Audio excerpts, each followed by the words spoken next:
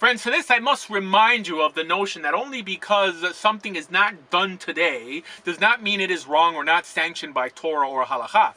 Actually, this form of thinking arose by an unfounded notion that modern rabbis do not make mistakes, or that only because some rabbi says something today that it in some way rewrites Torah and halakha. Well, friends, this is obviously not the way Judaism functions. For example, I proselytize, and as many also know, I do not hide my beliefs on this issue.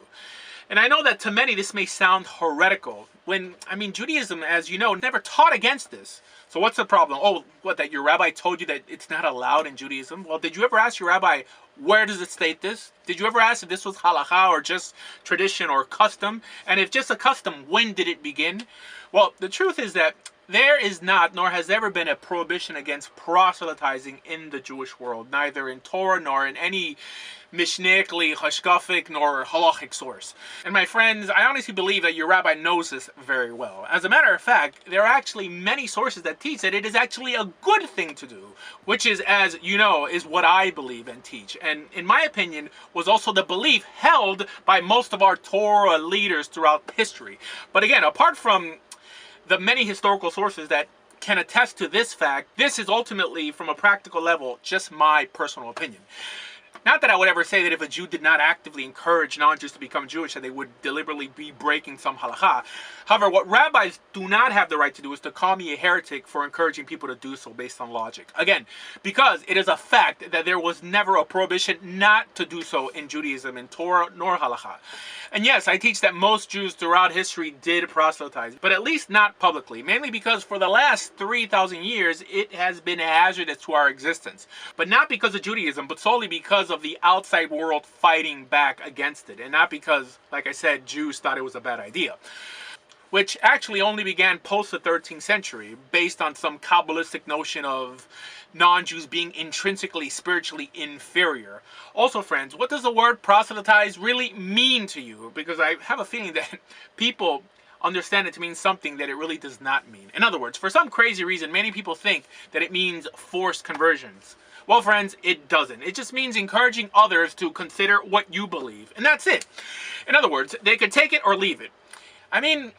If we believe something to be true, if we truly believe that Torah is goodness codified, why not spread it? It seems very ethically logical to do so, right? It's nothing to attack me about. Because I'm sure you agree that the world would be a better place if we had more Torah-keeping Jews within it. Especially nowadays when the fastest growing religion is Islam. Friends, I've said it before and I'll say it again, that the only way you defeat bad religion is with good religion, not with no religion. And no, the spreading of the primitive 7 laws of Noah does not and will not make this world any better or ever compete with Islam. Next, they say that I believe in quick conversions. And to that I have to ask the question, does anyone know how long are conversions supposed to take according to halakha? Again, because this will determine whether Rabbi Asher is making up his own Judaism or the modern rabbis are. Well, the answer is brought down in halakha. It states that if a person comes and is sincere, it takes 1 day if the person is a female or a male who's already circumcised, up to 30 days if the male is not circumcised. And this is only to let the wound of the circumcision heal so as not to act as a separation in the mikvah. Now, I have never converted anyone that quickly for many different reasons, but I'm not going to say that teaching so is against Judaism. The truth is, friends, that people do not study halakha anymore, and this is specifically true for rabbis. In other words, they live and practice traditions that only go back a few hundred years and never question if what they're doing is halakhically correct or at least sanctioned within halakha. Now, mind you, some rabbis have even outlawed conversions completely in their communities on no halachic basis, or have begun nullifying conversions, which, I don't have to tell you, appears nowhere in halakha. And you know what? I actually heard the story the other day on how someone who converted with an Orthodox rabbi, which at the time was recognized by the Israeli rabbinate as one allowed to perform conversions.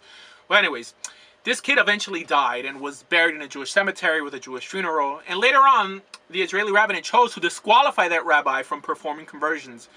And then what did the community do? The community nullified that kid's conversions because they said, we no longer recognize this rabbi because the Israeli rabbinate doesn't recognize him either. And what else did they do? They dug up his body and moved it to a non-Jewish cemetery. Do you hear what I'm telling you? Have you ever wondered why no other rabbi mentions this? But Rabbi Asher is the questionable one, caught up in his own ego. Honestly, the only difference between them and I is that I haven't prostituted myself for recognition and a paycheck.